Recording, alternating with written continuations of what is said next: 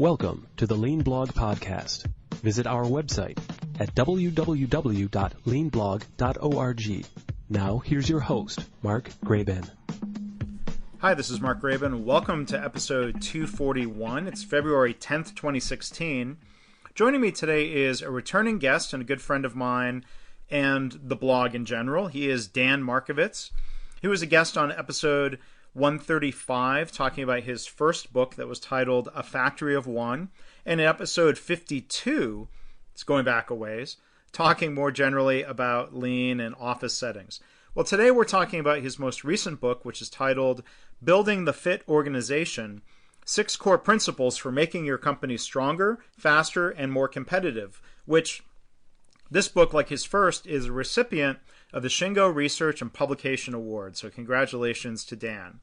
We ended up doing 2 episodes to cover the 6 main themes of the book. There's a lot to chat about. Today we're covering the first 3, which are 1, commit to improvement, 2, increase value, don't cut costs, and 3, think horizontally.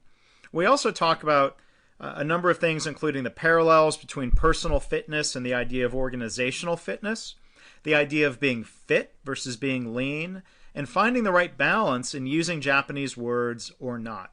So it's always fun to talk with Dan. I hope you enjoy the conversation. And part 2 of our discussion will actually be released somewhat soon. I don't know if it's going to be episode 242 or 243 because I've got some other stuff in the works. But go to leanblog.org. You can subscribe to the podcast. Actually, go to leancast.org. That way you make sure you don't miss an episode. Dan, hi. Thanks for being a guest here on the podcast. Mark, it's a pleasure to be back. Thanks for having me. Yeah. So, it's a matter of being back on the podcast. For those who haven't listened to the old episodes, Dan was a guest in episode 52 talking about office lean, and back in episodes 135 talking about his a previous book called A Factory of One. We're here to talk about his new book, Building the Fit Organization. Dan, why don't we just jump in? It would be interesting to hear the story behind the book. Well, Mark, the book came out of the last few years of frustration that I've had, and I think a lot of other lean practitioners have had, which is the concepts of lean make so much sense, and the benefits seem so apparent, and yet when you look across the landscape, it's littered with the carcasses of failed lean implementations.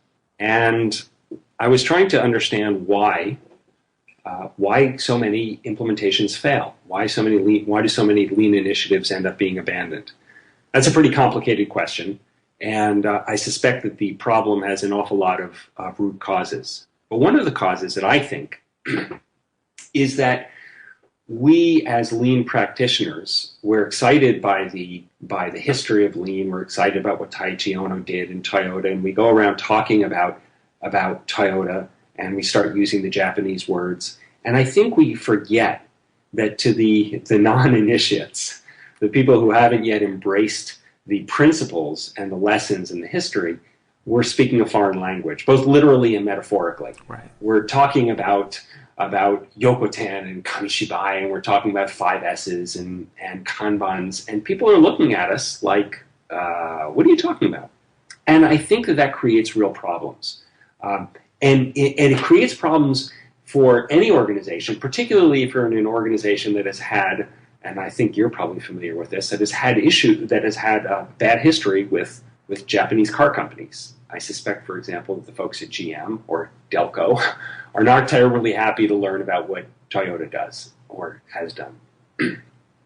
So my thought is, we're asking people to think and act and work differently, and then we're putting in their way both emotional and intellectual hurdles that they have to get over.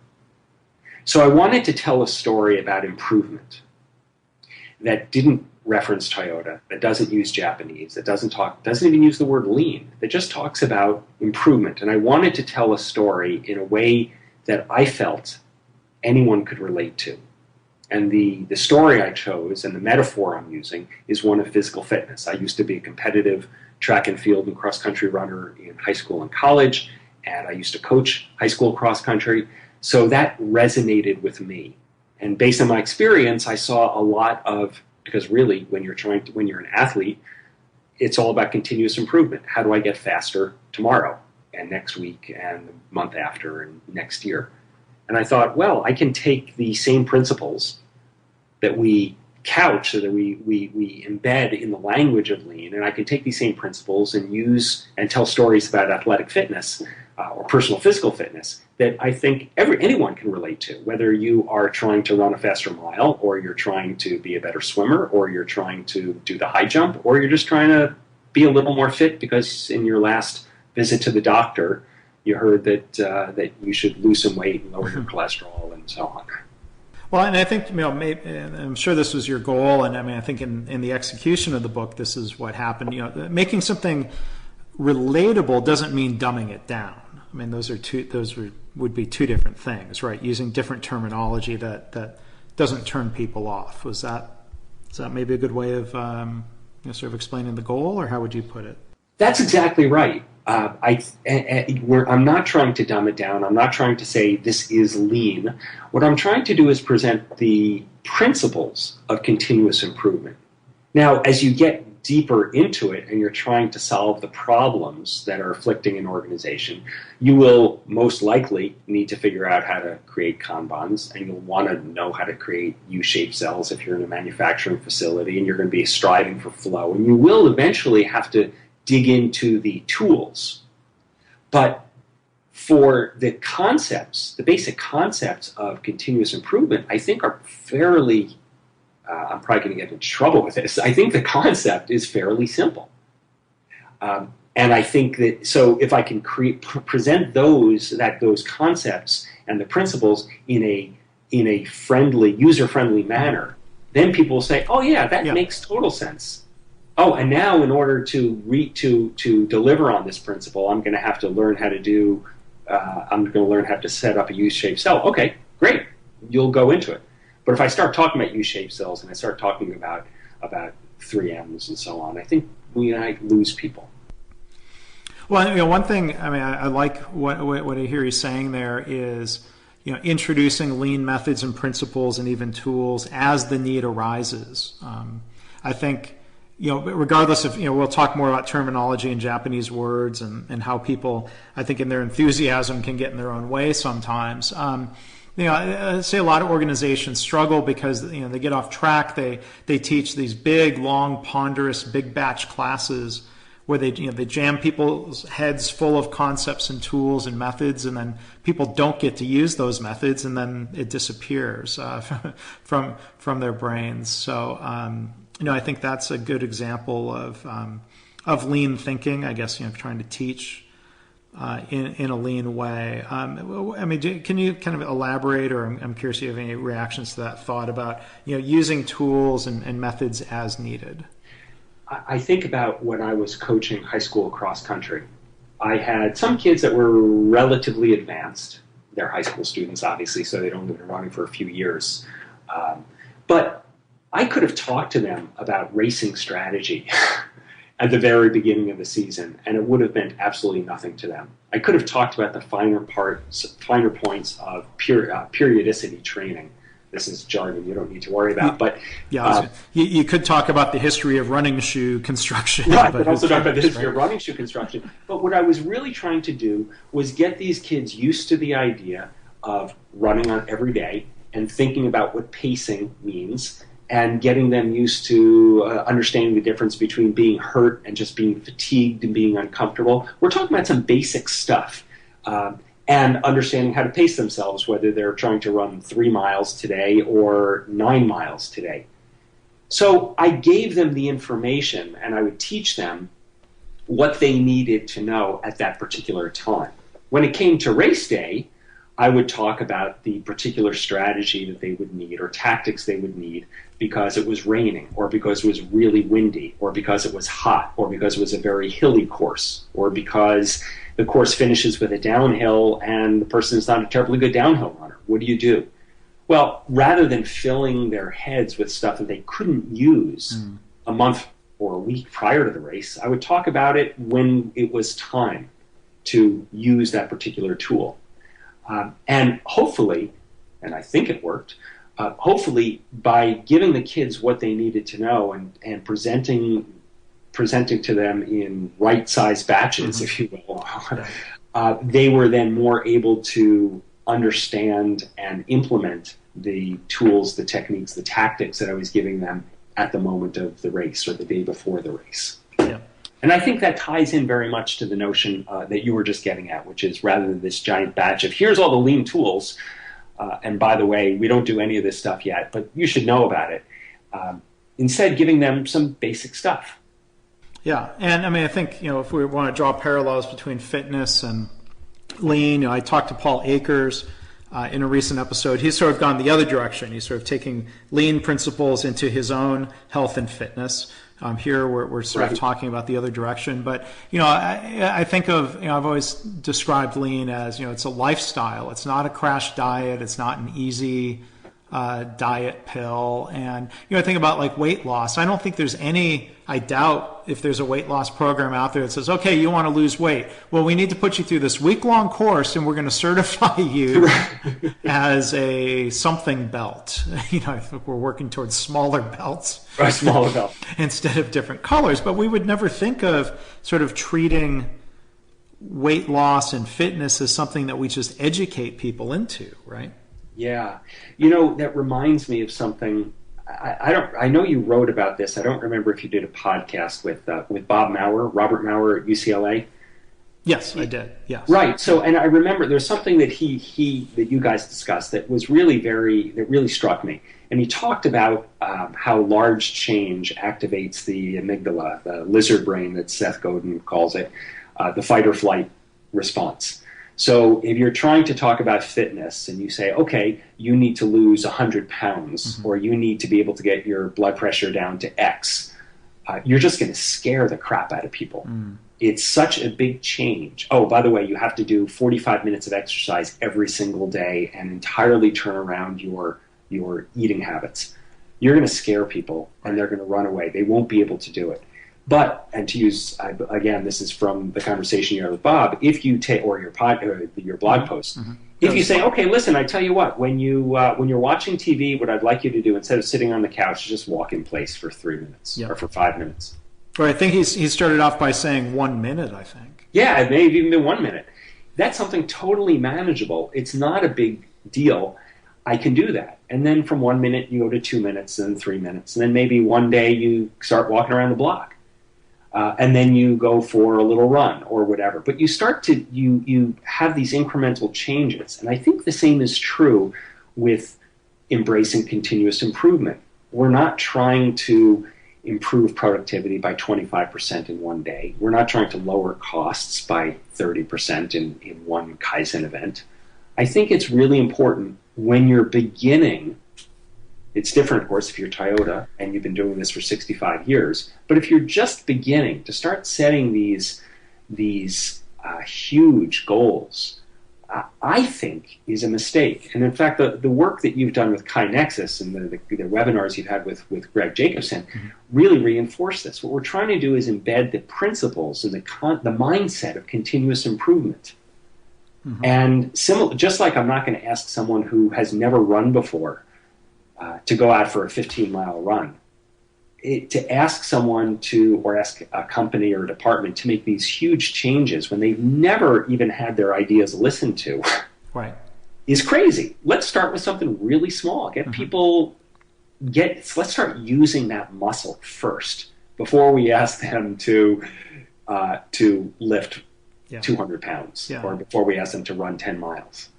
Yeah, so I think that dovetails into the first of the 6 principles from the book, this idea of commit to improvement. And maybe if you can elaborate on that point. And how, do we have to be careful of not asking someone to commit to something too big? Hey, hi, let me tell you about lean. Would you like to commit to a complete and total transformation of your organizational culture and management system? Right. That's going to freak people out, right? Sure, sign me up. What can you get people to commit to, and how do you recommend going about that?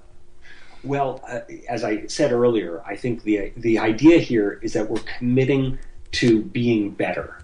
Steve Young pointed out that he said the principle or the key is to be better than you were yesterday. And to me, that's committing to improvement.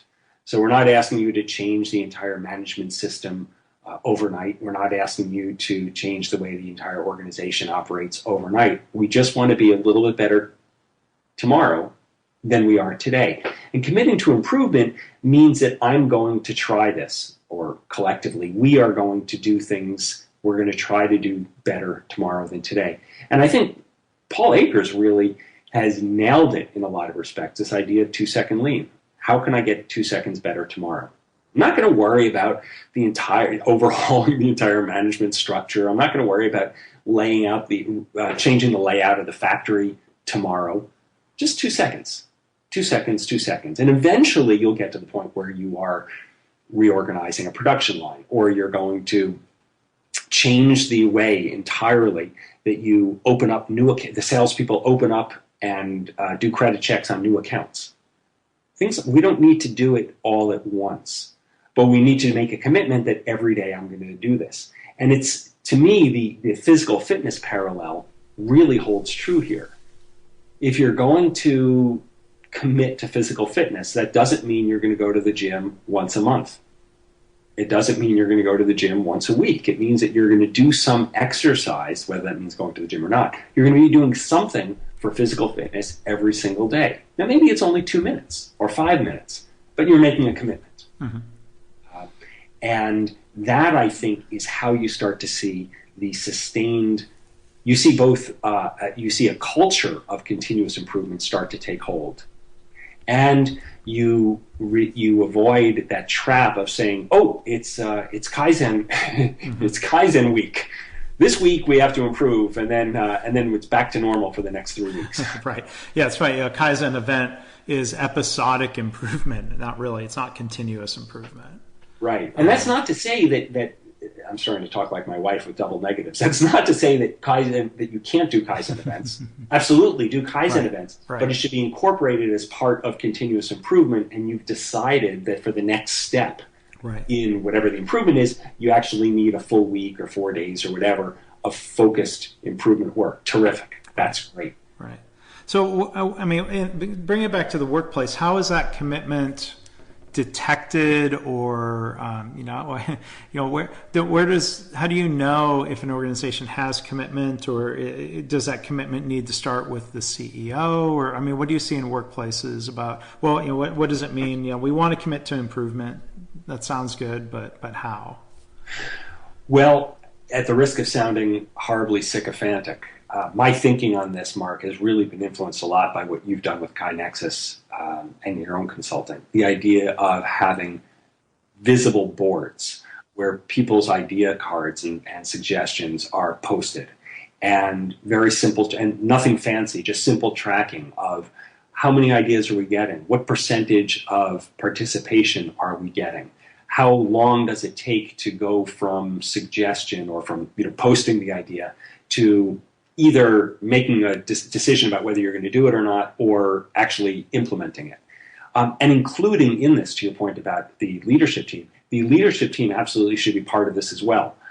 Especially, I think, when you're dealing with a company or an organization that's new to the idea. I think having their ideas on the boards so that everyone sees, oh yeah, they're the CEO and the president and the VP of operations.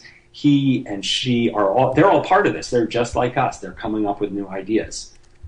I think that's an incredibly powerful symbol that we're all involved in this together. Yep. And, it reminds me of, frankly, one of my biggest failures as a consultant. I was working with a company, must be about 3 years ago, and they had this, it was driven by HR, but the HR department had created their initiative for a culture of continuous improvement, CCI, the CCI initiative. And I was involved with teaching people how to do improvement and A3s and problem solving and all that stuff. And everything seemed great, and it never gained traction. And in retrospect, when I look back at it, what happened is that the senior team didn't change the way they worked at all. They were still in their offices. They still held meetings in conference rooms. They never walked around the office to see what it was just to see any A3s that were posted on the wall, to see the progress of any projects. They didn't ask about it. It was just something that and they didn't think this way, but it's just something that the little people, that the minions, the frontline staff were doing. It wasn't something that we, the senior team, were involved with. And I think people can smell, not a rat, they can smell something that's a serious, it's a serious commitment or it's not a serious commitment. They can see it and they go, well, if the president, and this is a small company, it had about 150 people in it. If the president's not coming around and asking about this, how important is it really? Right. If the president and the VP of HR are not actively engaged in these kinds of activities themselves, how important is it? So once that commitment is there, the second principle you talk about, this is something I've blogged about very recently here, this idea of increasing value, don't cut costs. I've been sort of bemoaning organizations that have equated lean with cost cutting, and then they wonder why their employees aren't interested in lean. Right. It makes perfectly good sense to me that lean has got to be about far more than, it's got to be about improving quality, improving safety, and other things. I mean, how do you frame it in the book or think about it in terms of fitness, value versus cost? Well, using the metaphor of physical fitness, to me, this is the same as saying what you want to do is focus on fitness. You don't want to focus on weight loss. Mm-hmm. If you focus on weight loss, first of all, it's dispiriting. It's demoralizing because all you see is abnegation and suffering and reduction of stuff that you like. I didn't say that very artfully, but you know what I'm saying. Well, I mean, I know what you mean because, if I'm trying to eliminate some belly, it's not that I like the belly, but I know what you mean. I was working with a trainer last year, and he emphasized, it's not just about weight. That's one number. This is about fitness, and you're going to lose some fat and gain some muscle, and that makes fitness something that's not just you need more than that one metric, that number of weight, right? Right, and in fact, weight. If all you do is focus on weight, you end up in a really literally an unhealthy place. You end up anorexic or bulimic because that's the fastest way to lose weight. That doesn't make you healthy at all. It puts you in severe danger, health danger. So increasing fitness means becoming stronger, becoming more flexible, having lower blood pressure, having greater cardiovascular capacity. And similarly, for a company, it's not about, and obviously you've written about this quite a bit recently, it's not about cutting costs. It's about increasing the amount of value you can provide to customers. Now, that may mean, in a healthcare situation, it may mean being able to get people into an MRI more quickly. Instead of them having to wait for 5 days, maybe they can do it next day. Maybe it means that you don't turn around lab tests in 2 days, but you turn it around in 1 day. In a non-healthcare setting, perhaps it means that you are able to deliver products faster. There was one company I was working with, really interesting. They used to measure. They did custom lighting for, let's say, businesses or theaters, things like that. Very advanced lighting setups, and they used to measure time to delivery. That was what they delivered. Mm-hmm. We'll do it in X number of days. Terrific. And then they said, well, wait a minute, we could improve the value we create or increase the value we deliver to the customers, not by measuring time to delivery, but time to installation. And that's something, I don't want to say it's totally unrelated. It's obviously closely related, but it leads to all kinds of different things. Now it's not a matter of, hey, listen, we shipped it. It's all sitting in your on your receiving dock. But rather, it's going to be installed and calibrated faster. And that means you're going to be shipping it differently. You're going to be packaging it differently. You're going to be providing different kinds of support. Probably you'll be doing different kinds of analysis up front. And that's greater value to the customer. Right. And that to me is really exciting. If you say, this is what we're focusing on, we're trying to improve, in this particular case, the metric we're using, the fitness metric we're using, or the value metric we're using is time to installation. That's pretty cool. Yeah. I mean, I think this reminds me of a story, 15, 16 years ago when I worked at Dell Computer. Back then, there was so much advertised about, you can order computers and get them custom built and delivered to you within 5 days. And you might think about costs, and some people might think, well, lower costs are always better. And at Dell, there was sort of this push, faster delivery was always better, faster, faster, faster. And that we learned sometimes is that a company that ordered 1,000 computers and was expecting them to arrive 5 days later was actually very unhappy if they arrived too soon.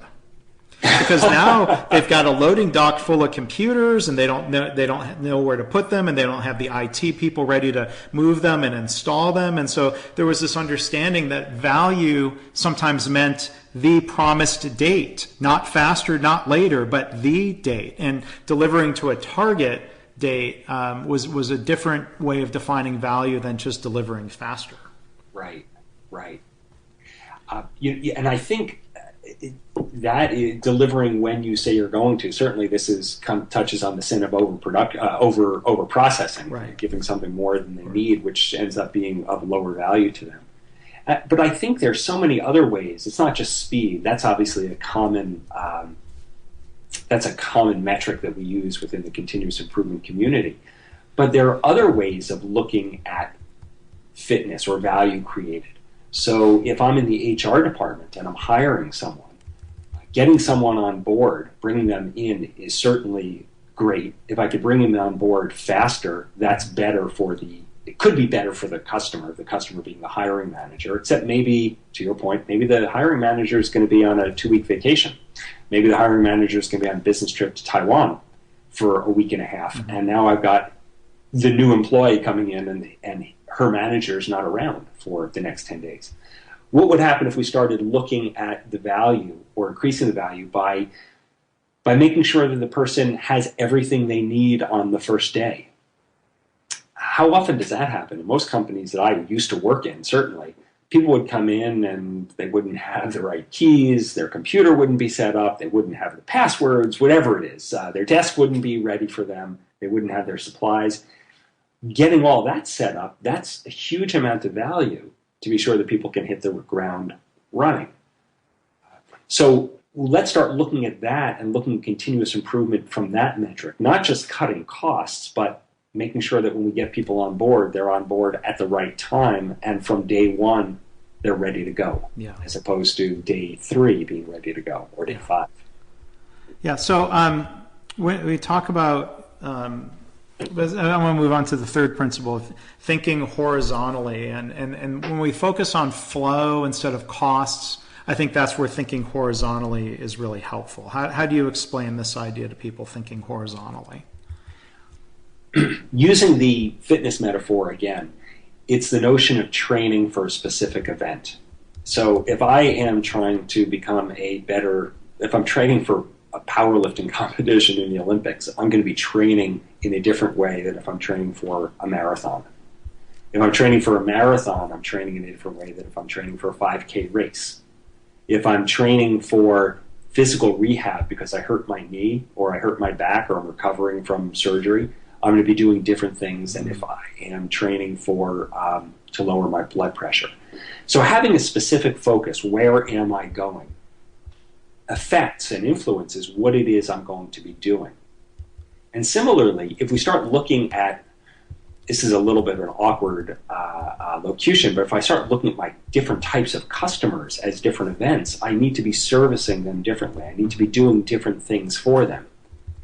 When I was at ASICS, I used to be in both sales and marketing and product development. I wore a lot of different hats, but one of my first jobs was to essentially act, we didn't use the terminology then, but essentially act as a value stream manager for the specialty running stores.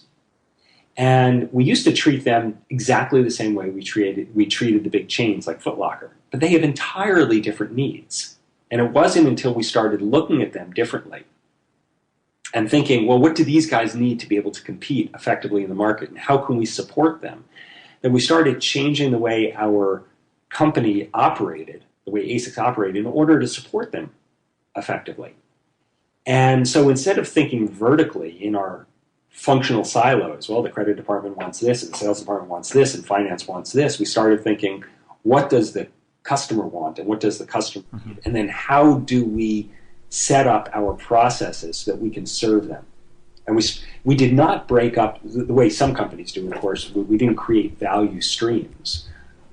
we kept our functional silos, but we started thinking, okay, this is a customer class that we want to take care of. How do we do it better? So just as you would think, well, how am I going to work on this rehabilitation from an artificial knee versus how do I start taking care of myself if I'm trying to lower blood pressure? Different activities, different processes, different ways of thinking, and that creates smoother flow and greater value created for that end purpose. Okay. Yeah, it makes a lot of sense. This idea of keeping the end in mind.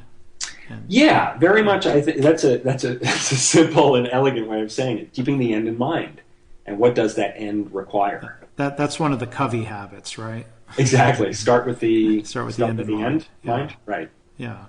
So that's a good point. Like if you were to go to a trainer, they're probably going to ask you, what are your goals? What are you trying to accomplish? And that's going to be different for different customers or different clients of theirs. That's exactly right. I didn't think about that, but that's exactly right. If you go to a trainer, the trainer is going to start with, well, what are your goals, Mark? Are you trying to run a marathon, or are you trying to lose a little weight and be a little healthier? Yeah. And that's going to, he or she is going to tailor the exercises and the activities to help you meet that specific goal. Yeah. And obviously in a lot of companies we don't do that. It's a blanket it's a blanket exercise. The credit department says, I need to reduce the day sales outstanding. And if you are 5 days overdue or 10 days overdue, we're going to put you on credit hold. Yep. And that's what at ASICS, that's what we used to do. And with our specialty running accounts, we realized that as a percentage of our business, although they were a very important part of our business, as a percentage of our business, it was very small. So our financial exposure was limited. So we said, okay, for these guys, you know what? We're not going to put them on credit hold. We'll give them an extra 30 days or 60 days, and we'll work with them. It's not worth cutting them off. But if you're Dick's or Foot Locker and you're late, we're going to have an issue. We're going to hold up shipments because we can't afford to put $50 million at risk. Yeah. I can put $50,000 at risk. Who cares?